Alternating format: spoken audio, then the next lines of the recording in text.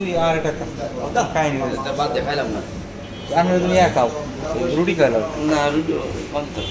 কষ্ট করে তো অনেক চা মা আছে চা আছে আছে আর কাদের কেন চা হয় না তাহলে কি করা যায় কফি টুই তো দেওয়া আছে নাই আমার পার্সোনাল কাস্টমার লোক আসতেছে আমি এত কথা বলবো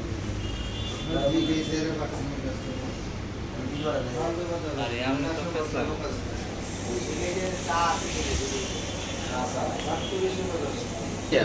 এখন পেয়ে তো এটা কিনছি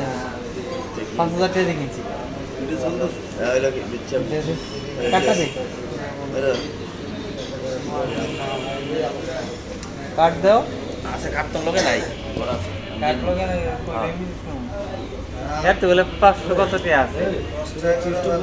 আমার দেয়া যায় ঠিক আছে দিনে তো 10 টাকা পর্যন্ত ধারণা করি এত সমস্যা হলে তো আমি হায়াত কমাই দিচ্ছি